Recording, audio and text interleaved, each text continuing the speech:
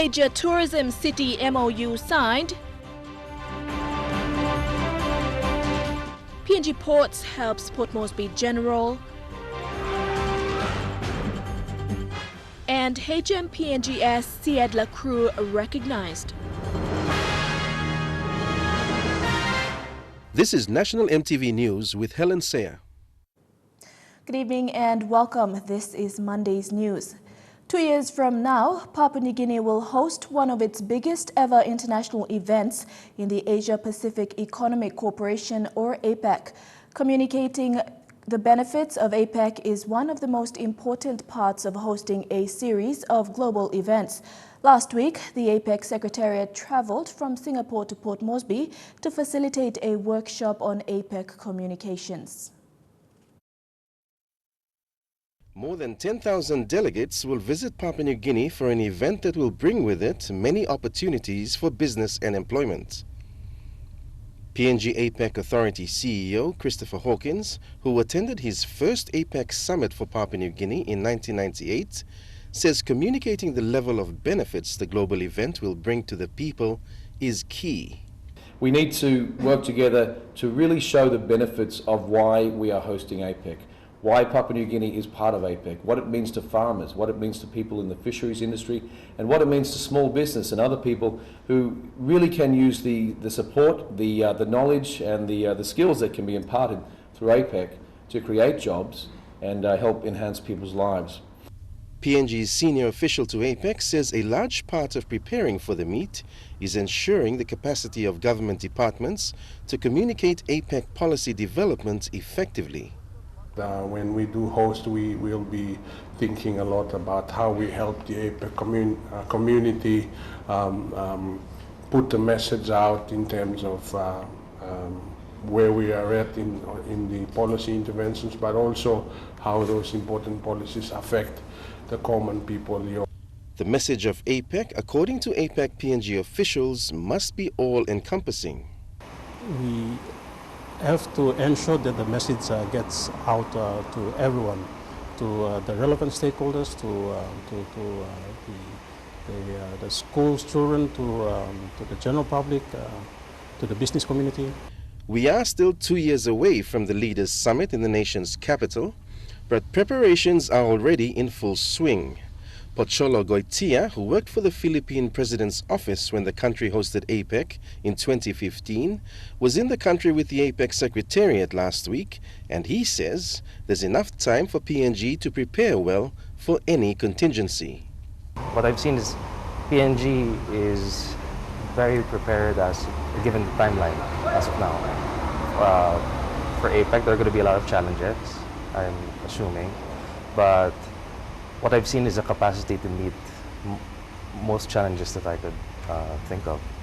Papua New Guinea has already successfully hosted smaller APEC meetings over the past year, as well as other major summits, including the African, Caribbean, and Pacific Leaders Summit. With continued advice, training, and communication, the PNG APEC Authority and the country will be able to successfully host APEC 2018. Neville Choi, National EMTV News. In keeping with Christmas spirit, PNG Ports Corporation has given timely support to the country's largest referral hospital, Port Moresby General Hospital. PNG Ports Chairman Nathaniel Poya presented a funding of close to 150,000 kina for the purchase of an ultrasound scanner. Mr. Poya said lives have been lost and people continue to suffer from health problems that can be treated when given proper medical attention. PNG Ports Chairman Nathaniel Poya said a shortage of medical professionals, aging facilities, and lack of equipment are just some of the issues that continue to plague government-run facilities. This donation by PNG Ports came about as a result of a personal experience of Mr. Poya. 6 months ago, I went to the hospital and went to visit Dr. Wes Bobby to scan my heart. And he was struggling, you know. Then I said, why are you really struggling? This machine is been here for a long time, and he's not really operated. So we normally turn a patient around and around, so in order for getting the right result. And I said, this is a very serious, it doesn't look good. Dr. Bobby Welch from the Port Moresby General Hospital said the new scanner will be of great assistance, especially to very ill patients. It's a timely donation and it will go in a long way, especially where I work in the emergency department and the critical care area, to serving patients to make decisions, timely decisions for the change of their management plan and treatment. And as a cardiologist, it's so important for a heart doctor to know what is the heart doing. It gives us the diagnosis. Not only the diagnosis, it also gives us the severity of the condition. Dr. Leslie Kawa thanked PNG Ports for this very timely assistance to the hospital. I feel really happy today because of this donation by the PNG Ports Corporation to the chairman, chief of Mr. Poya and his executive, Mr. Stanley Alphonse. I think it's going to help our very small people who actually come in critically ill and they're not able to afford all those high-powered stuff. But I think this machine will actually help us save some of their lives. Dr. Kawa said the ultrasound scanner will be purchased from the hospital's usual supplier, Medent Limited, and it is expected to arrive in a month's time. Deli Waigeno, National, EMTV News. Capacity building of health workers at a local level is key for the country as it can quickly have a positive impact for health service accessibility in remote rural areas. This is from the Assistant Secretary to the United Nations, UNICEF Deputy Executive Director Fatoumata Ndiaye and UNICEF Regional Director for East Asia and the Pacific, Karen Helshoff, who visited the country. They also had the opportunity to discuss good development and challenges in health and education with the Prime Minister. The Assistant Secretary to the United Nations and UNICEF Deputy Executive Director Fatoumata Ndiaye and UNICEF Regional Director for East Asia and the Pacific, Karen Helshoff, visited the country last week. During their time in the country, they had the chance to discuss national issues with departmental heads and witness the struggles of those living in remote rural areas. According to UNICEF, some of the challenges include accessibility to healthcare and capacity building of health workers in remote rural areas. Born in Papua New Guinea, if there is no prenatal checkup or you live very remote from a health post, the chances of survival are limited. So this new policy of the government to start strengthening the health systems by doing much more of capacity building of the health workers and the community workers is key. They stressed that more needs to be done in addressing gender equality and creating a safer environment for women and children. Ndiaye touched on the significance of a structured family unit. She says this is another way of also addressing gender-based violence. It's so important what has happened here yesterday when we talk about gender and how to promote the role of both women and men, boys and girls, both have to be cared for. The young boy has to be cared for so that he knows how to care for others. And the young girl has to be cared for so that she cares for others. Helshoff also advocated the importance of data as it is not so readily available as it could be. Data plays an important role in national planning and service delivery. Certainly child protection, education, health are areas where we would be very interested to explore how we can strengthen data collection and then the use of data also. The visit was a way forward of seeing the country's development and how UNICEF can support the government's efforts. Merlin Diaukatam, National, EMTV News. The government has indicated strong support for Paga Hill Development's construction of a major tourism city on the outskirts of Port Moresby. Minister for Tourism, Arts and Culture Tobias Kulang and Minister for Trade, Commerce and Industry Richard Maru were among signatories to a memorandum of understanding with the development firm today to cement their partnership. The MOU, which was signed by the two ministers, Tourism Promotion Authority CEO Jerry Agus and Paga Hill Development CEO Gudmunda Fredrickson and Director Stanley Liria is meant to boost the tourism city's construction. The government has agreed to provide support in terms of necessary incentives to speed up the process. Now, looking at a period of 7 to 10 years before the entire Paga Hill tourism city is complete. 15 years max if we're being realistic. But the primary focus at the moment is the APAC House, which should be completed before the APAC Summit commences. Now, the APAC House will be situated on the fringe of the entire city and quite spectacularly out on the sea. The public-private partnership between the government and Paga Hill Development will be quite a milestone for PNG because of the magnitude of the project and what it's going to bring for the country as a whole. We're looking at attracting about 1 million tourists per year compared to the 200 to 250 we are attracting at the moment. This is precisely why the government has shown keen interest in the project's development. Tourism is not just about numbers. Tourism is about yield too. You need to get people who come and stay a little bit longer and who have deep pockets who are able to spend a little bit more in this country, so we get the real value for tourism. And I believe that this particular development brings to us all these essential elements that will push our agenda for tourism development a long way. While the site is far from attractive in its present state, its future under Paga Hill Development is quite ambitious. The Paga Hill Estate, as it has been coined, will be built to meet universally compatible standards, while most importantly marketing PNG's rich culture and history in its design and a range of tourism packages. One of its iconic features is the cable car traveling from the waterfront promenade to the heights of Paga Hill. Tourists will be able to access war relics and a breathtaking view of Port Moresby's coastline. PNG's gift to the world is its people, its culture, the languages, the flora and the fauna, but also the history. Under today's MOU, the government is currently working to establish a Special Economic Zone or SEZ framework for Paga Hill Estate and branding the site as a tourism gateway to PNG as a whole. The process is being supported by Maru, who has been a strong advocate for the development.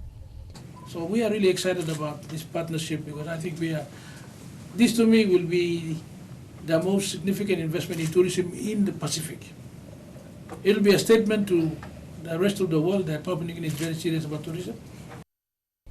The SEZ will require all relevant state departments to work with Paga Hill Development to avoid unnecessary delays to the construction prior to the APAC Summit 2018.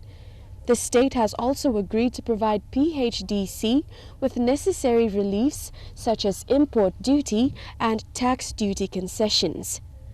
Melissa Gaviro, National EMTV News. Up to 200 youths have gathered in Goroka for a youth leadership meeting conducted by the Seventh-day Adventist Church. The program, which has been running for close to a decade, brings various leaders from within PNG and overseas to provide guidance and mentoring for teenagers to 20-year-olds. This group of youths has come from all over Papua New Guinea for what's called the Youths for Christ Seminar.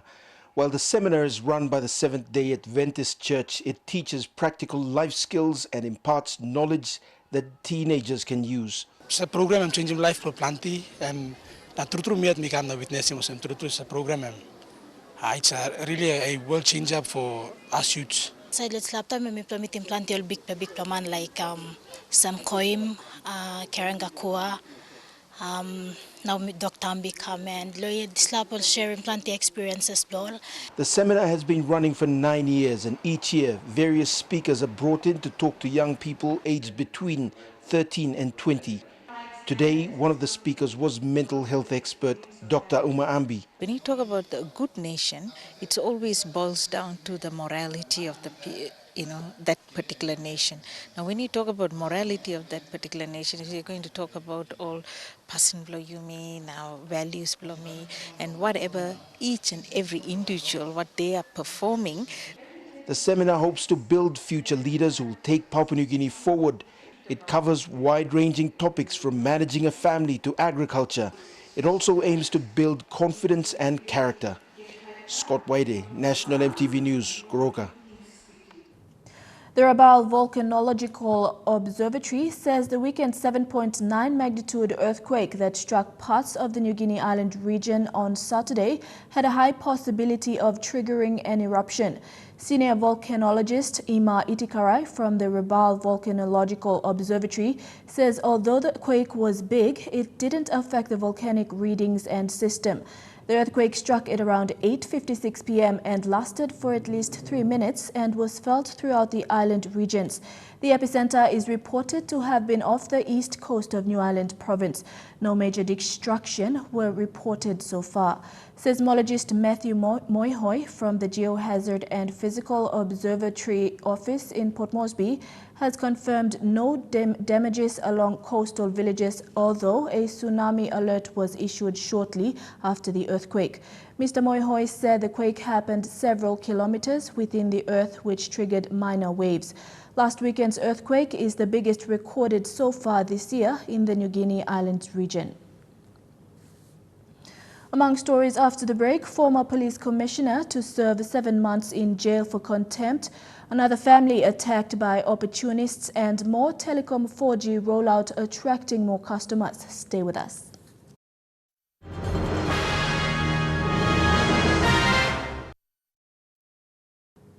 Welcome back.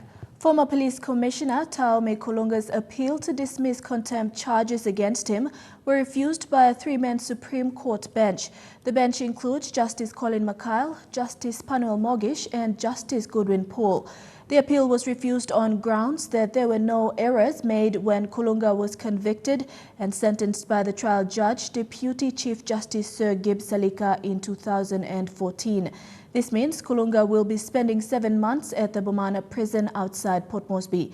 This case is in relation to a number of court orders issued in 2012, which Kolonga failed to execute in his capacity as the then police commissioner. Meanwhile, another former police commissioner, Jeffrey Vaki, had his 3-year sentence suspended after the 3 grounds on which Vaki was found guilty of were not proven beyond reasonable doubt. Another vehicle and its occupants came under attack by a crowd from the Jack Piddick Park Christmas program. A mother and son escaped injuries after stones were pelted at them by opportunists. However, their vehicle took the brunt of the attack. This incident took place last night around 9 p.m.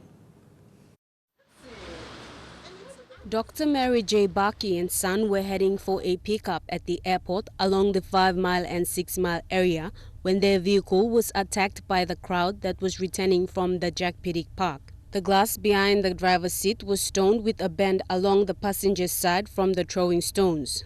It's been on Facebook, in social media, in newspapers. There's been a lot of complaints about people getting hurt. I didn't think I would be one of them until last night I became a victim. Concerned residents last week said that ever since the lights were switched on, the number of people being robbed and attacked by opportunists have increased. A woman was attacked last week and was stabbed in the arm by the same type of crowd. We had an issue last year, same problem, the youth from 6 mile and 5 mile. The only problem is this group. They throw stones at vehicles. Last week, an announcement was made that the police will beef up security along the Jack Piddick Park Christmas lights area. However, the victim says during the attack, there was no sign of police patrol. The victim says that she is now going to pay for the damage out of her own expense. I reckon that program should be ceased because it's satanic rather than Christian. Mary says other vehicles were also attacked by the same crowd throwing stones. Sawato Hahambu, National MTV News. With media reports of the government and police not doing enough to curb law and order problems in the country, Madang Governor Jim Kass has reiterated that the public should be equally responsible. He said Madang province will grow with new developments within the next 5 years, and it is crucial that the people take ownership of problems and assist police. Rachel Shise in Madang with this report. With the public scrutiny on the increased law and order problems in Madang province, the Madang Governor Jim Kass has again come out and stressed that despite the public bashing in the mainstream and the social media, Madang is safe. I say otherwise. Madang is still the best place. Governor Kass went on to stress that maintaining law and order in the province and the country as a whole is everyone's business, especially members of the public, and not just the government and the police. The problems that we are facing in Madang is like the problems being faced in Lae, in Port Moresby, and in all other major centers in Papua New Guinea. And I don't think we are doing it too bad. As the leader of this province, I don't think crime is a problem. I'm saying it is a problem when people know who is doing it and they're not reporting. With that, the governor expressed his appreciation to this TV station, the EMTV News reporters, for actively reporting all sides to stories as much as possible and informing the people this year. I just want to thank EMTV for what it does in reporting events happening in all parts of Papua New Guinea to the population, the rest of the population in Papua New Guinea, and I think your reputation is second to none. Keep it up. The governor also extends his festive season's greetings to everyone in the province. To the people of Madang and Papua New Guineans and expatriates living in Madang town, the Madang provincial government, the Madang provincial administration, on behalf of the two organizations or two entities, I wish the people of Madang and Papua New Guineans expatriates a Merry Christmas and a prosperous 2017. Rachel Shise, National, EMTV News, Madang. More than 400 displaced men, women and children whose houses were burnt at Lae's Boundary Road settlement during a clash that erupted several months ago will have to spend this Christmas away from their former homes. 52-year-old mother of 6, Furuyu Hone, says they moved to the Moresby governor's official residence on the 4th of September following clashes that started in October last year. Hone says they had become victims of the clash. 52-year-old Furuyu Hone is desperate to return to her former home. She is part of the group that was displaced after a clash that erupted at Lae's Boundary Road settlement last year. The group spent the last Christmas in a makeshift after their home was torched. While talks have been continuing to bring back peace and normalcy this year, another fight broke out in September, leaving many of them homeless once again. 2 years now, Tupla Christmas last year, 2015, me spend him out. Want them all get an Arapla man Mary. Me play stop outside, na me play spend him Christmas, na me play no celebrate him good too. Stop na about tasolos him pig dog. The displaced families are from various ethnic groups. They are living in what is officially the governor's official residence for about 3 months. Their hopes is to spend this Christmas with their family and friends at their former homes were tarnished. She and the other men, women and children are raising concerns if they will ever return home. This is the second time they will have to spend Christmas in a refuge. Me play kami stop, right to mass. Trouble make him na ethnic classes make him me play kami stop loya, me play no stop good. The environment is not conducive anymore for them to live in. Food, water and other necessities is a constant challenge. The area was overgrown with weeds. They had to cut the grass and clean the place. Life is hard. They had to engage in informal business to help look after their children's basic needs. It is not comfortable anymore. They are now homesick. The house is also overcrowded and some had to build temporary shelters to live in. Mata Luis, National EMTV News, Ley. Telecom's 4G rollout program continues to attract more Ley customers. This morning, they flocked to the Exchange Building premises to get their phones and SIMs traded. The front gate of the Exchange Building has been filled with customers for the last 2 weeks, and the numbers are increasing. The promotion of the new robust internet service has drawn large numbers of customers, with demands expected to boost up sales in the near future. The telecom sales team has been on road trips as far as Nadzab in the Huen district. And now looking at our finance news, the kina closed unchanged at $0.3150 in the interbank market. At Bank South Pacific, your kina was buying $0.3075, $0.4201 Australian dollars, $0.2919 euro, and 35.98 Japanese yen. Looking at commodity prices at New York close, gold, coffee, and copra closed higher, while cocoa closed the day lower. Copper closed lower, while palm oil and crude oil closed the day higher. And on the stock market, the Dow Jones closed at 8.83 points lower. The ASX is trading at 29.17 points higher, and the All Ordinaries is trading at 23.12 points higher. In the news ahead, Momote Airport in Manus to undergo redevelopment. That story among others when we return. Stay with us.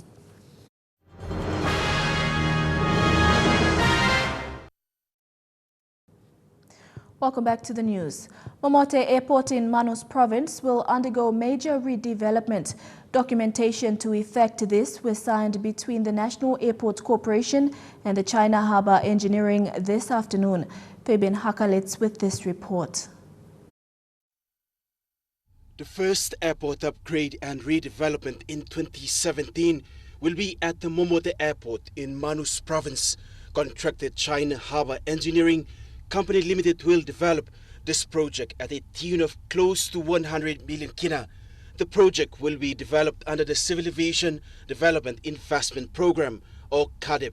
They've done a good job in Giru and of course in other projects as well, the Ley project. So having said that, look, I can't say much more, but congratulate Ma and Robin and the team, and we hope the project will be delivered on time. China Harbour Engineering Company Limited has delivered some of CADIP's projects like the Giro Airport in Northern Province. The company was happy to work alongside locals in delivering this significant project. Thank you for these opportunities. So we are also believe that since we have the good experience in Papua New Guinea, we start the work immediately and then complete this job within the time and within the budget. Also, we maintaining the good relationship with the local partners and with the local people. Fabian Haklitz, National EMTV News. Commanding officer, officers and crew of HMPNGS Seeadler were amongst the military personnel who received the PNGDF Commanders Awards. The awards are recognition of outstanding performances and commitments the parties displayed during the 2016 year of operation. Other recipients include Lieutenant Colonel Ian Ford from PNGDF Logistics and Warrant Officer Sebastian Muguna from the Transport Directorate. The awards were presented by the head of PNGDF Brigadier General Gilbert Toropo during his end-of-year parade.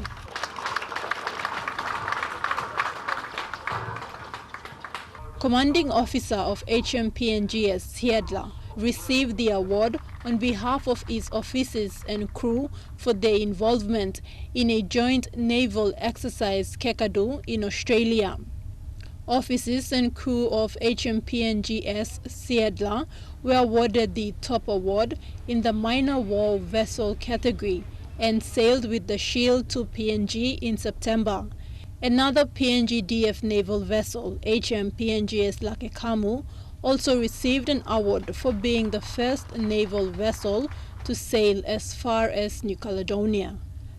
Lieutenant Colonel Ian Ford of the Australian Defence Force received the PNGDF Commander's Award for formulating plans and establishing border operations for the PNG and Indonesian land borders. Lieutenant Colonel Ford has provided advice and support to improve logistics system in operations for the PNGDF.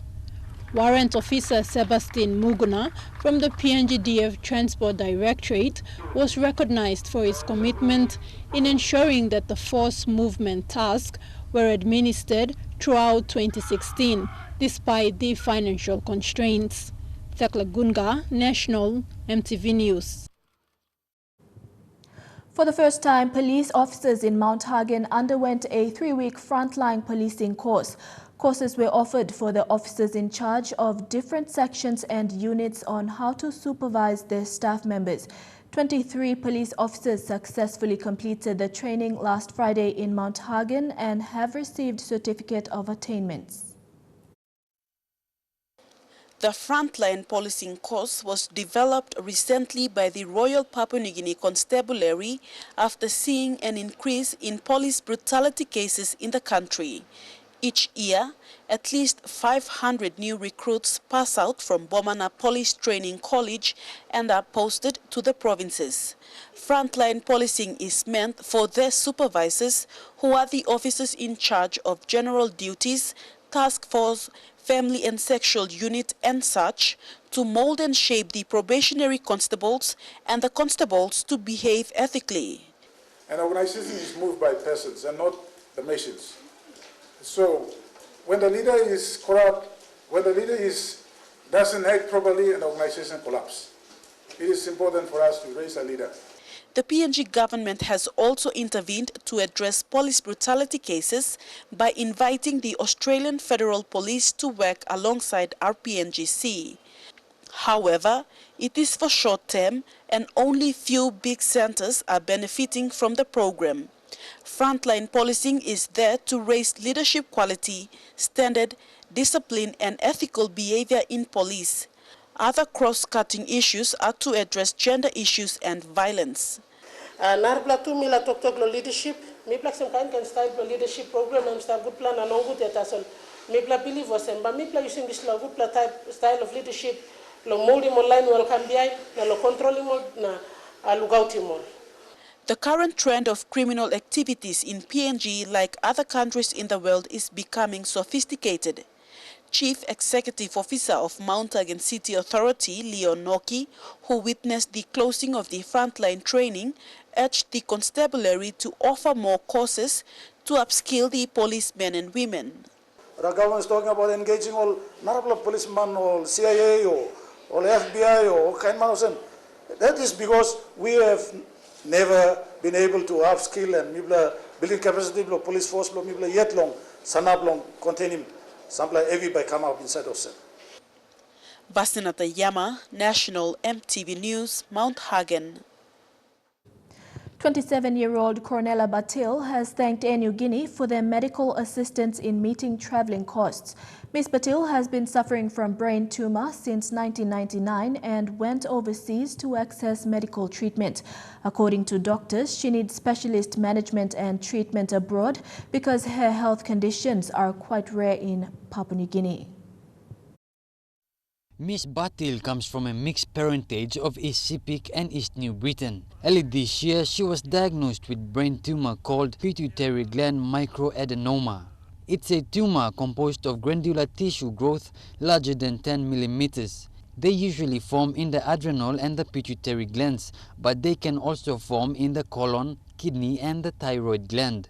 Because she wanted to live a happy life, Cornelia went and did her own little research. She also looked for affordable treatment overseas. We did some research and found out about the health services in India, which was much affordable.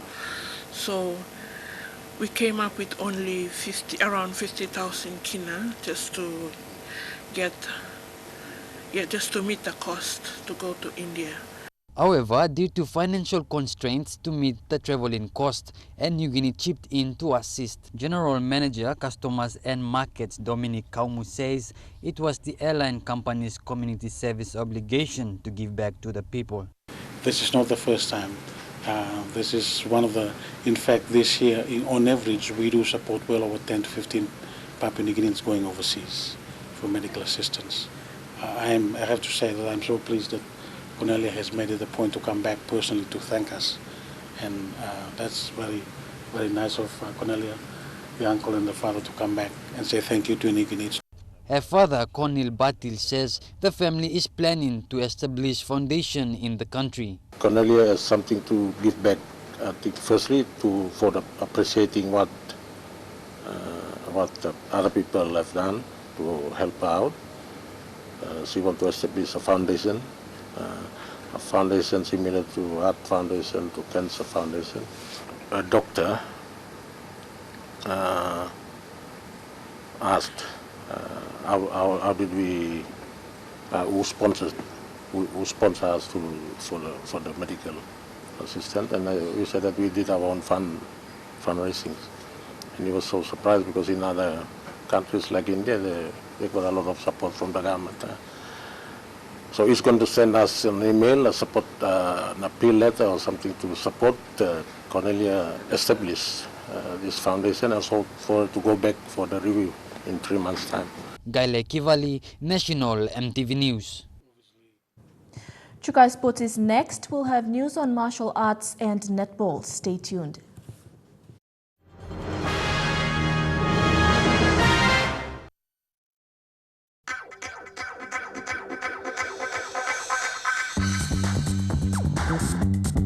Chukai Sports.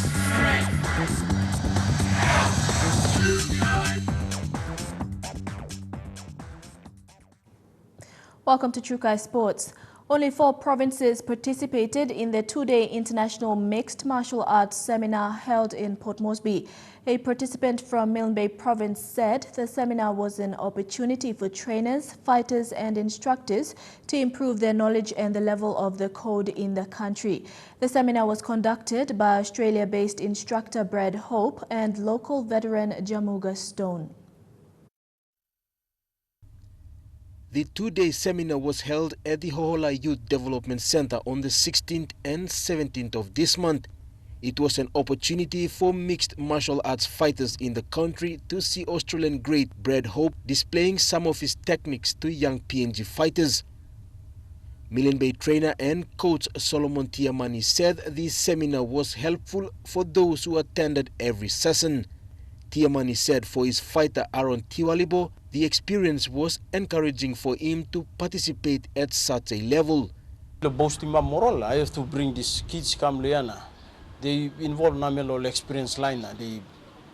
They know what to do now. They know how these things are going on. So when they go back, like for Aaron, Alphonse, I'm really looking at them. Go back now. They are the ones we saw last place lab. They are the ones who go back now, preach him out now, talking about this is something in Muslim. And we blame a Muslim, stop blame, passing blame a Muslim. Give him back school, talk, go back lol, as place now. Participating provinces included New Ireland, West New Britain, Milne Bay and NCD. Others did not attend due to financial issues. For the 3 representatives from Milne Bay, many lessons have been learned from the seminar and they are prepared to impart that information to other youth upon their return to the province. Carry out this program, yeah. So, Mr. was a big interest in staff, but we have to take the first step, kisim this something. This seminar ended over the weekend. Jack Lapave Jr. National MTV Sports. While some may be hindered by the geographical location they're in or the lack of facilities, the small village of Galo Marubu in the Rigo district of Central Province is not one to be held back. Saturday's grand final of the Visigo Netball Association yesterday on a makeshift court showed that netball can be played anywhere. Despite the windy weather that hailed dust right onto the backcourt, the grand finalists were all excited and dressed for game time. The 8th grade grand finals saw Verera come out on top with the 2016 title after defeating Blue Dolphins by a 14-15 scoreline. On the other hand, the B grades match was a tough one between the Red Roses and the Green Tumors. Showing skills and prowess, both teams managed to go head-to-head until they drew 13 all at full time. And in the extra 5 minutes, the Red Roses took a point lead, which triggered a counter of 4 more goals from their opponents. By the final whistle, the Red Roses fought back with a 2017 win. When the C-grade finalists took the court, Team Verera was intimidated early on in the first half when the Blue Dolphins led by 4 points. And in the second half, Verera quickly secured 2 more goals but were still trailing. The Blue Dolphins held off the Vereras on 5 points as they continued to climb on the scoreboard. And at full-time, the Blue Dolphins trashed their nemesis with a 9 points margin. Meanwhile, the Under-15 Grand Final brought on excitement as spectators watched these young girls bring on the A-game. Their defenders were spot on, and that gave both sides goal attacks and shooters difficulty. Every score scored from one side was always counter-attacked from the other. Eventually, the Blue Dolphins fought past the Green Tumors goalkeeper and aimed a shot that went through the ring smoothly, which gained a point lead for them. And by full-time, Blue Dolphins became the 2016 Under-15 Visigoth champions with a 7-8 scoreline. Denny Rose Raiko, National EMTV Sports. Trukai Sports continues after the break with kickboxing and rugby. Stay with us.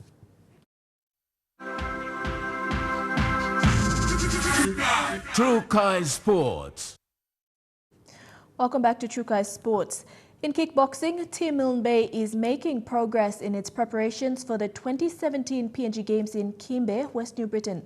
Coach and trainer Solomon Tiamani says the preparation by fighters is positive despite the lack of funding to attend recent tournaments. The NBA kickboxing squad is in full training despite other codes taking a break from active competition. In an interview with the 3 Milne Bay representatives yesterday, the NBA kickboxing team is taking no chances to make its mark in the upcoming PNG Games in Kimbe. Trainer Solomon Tiamani says the code has drawn much attention amongst the youth in Alatau, however needs financial backing for the code to develop. Milne Bay, for years and years, all fighting ball, kicking ball, throw ball, go come. This thing to happen there, I mean, first time code, we need more support law, or big law line to Milne Bay. As the provincial government, we need him support. Aaron Tiwalibo is one of the fighters who will represent Milne Bay. Aaron is new to the code, however, he is eager to take the ring come the games.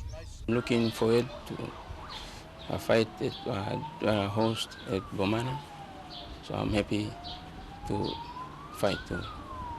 The trio attended the recent International Mixed Martial Arts Seminar in Port Moresby and are currently gearing up for the kickboxing tournament from the 23rd to 25th in Bomana. Coach Tiamani says the fight will be a good build-up for Aaron, however he is disappointed 2 female fighters can't participate because of funding issues.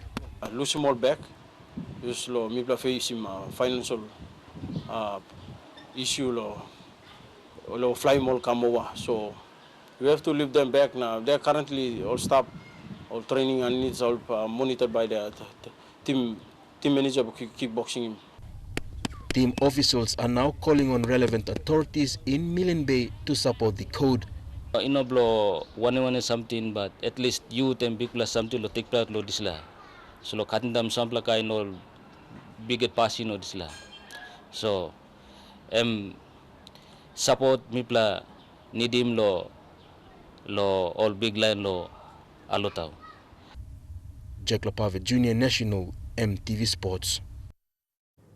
The Momase leg of the Lay Biscuit Rugby Nines saw a variety of games game plays in Lae this past weekend. The competition had demanded speed and agility. Lae Biscuit Spiders, the incumbent, retained their title as victors over the Blue Heelers with a 28-12 win. Smith Malum, tournament director, says selections will go into the Lae Snakes Tigers and teams for the 2017 PNG Games. Speed and agility were dominant at the Lae Biscuit Nines tournament in Lae over the weekend. 26 teams vied for the title and coveted spots in the Lae Snakes Tigers Club and next year's PNG Games teams. While the selectors have their work cut out for them, prospects are high for the talent that will be recruited. This tournament is an avenue to identify a few more young people, especially from the age of 18 to about 23. Steve Malum heads the team of selectors as tournament director. He says as a result of the tournament, Lae Snakes Tigers have 4 of the previous players in the formidable Hunters team. In the first semi, the reigning champs proved their worth with their smooth passes and nimble feet. The Lae Biscuit Spiders threw the convicts into the slammer with a 48-8 finish. The other semi started with a placid start, but picked up pace as both teams edged closer to the try lines.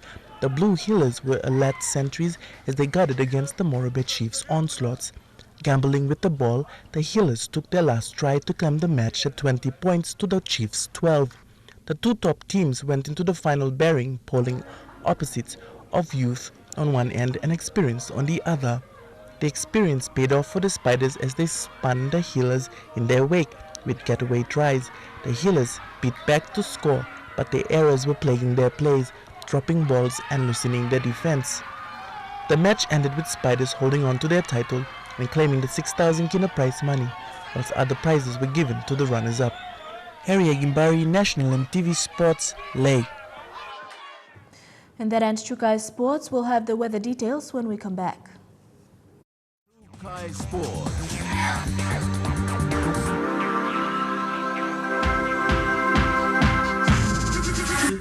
Chukai Sports. The weather details are proudly brought to you by Dulux Weather Shield, with doing with Dulux.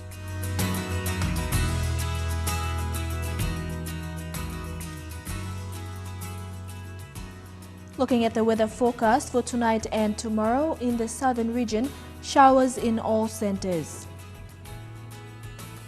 In the Momase region, showers and rain in all centers. In the New Guinea Islands region, showers and rain in Lorengau, showers and thunderstorms in Kavieng, Kokopo, Rabaul, Kimbe and Buka. And in the Highlands region, showers and rain, then morning fog in all centers. The weather details are proudly brought to you by Dulux Weather Shield, with doing with Dulux. Before we go, a quick look at our top stories for tonight. MOU signed for construction of Tourism City, PNG APEC Authority in full swing, and PNG Ports gives to Port Moresby General Hospital. And that's been the news, sports and weather for Monday, the 19th of December 2016.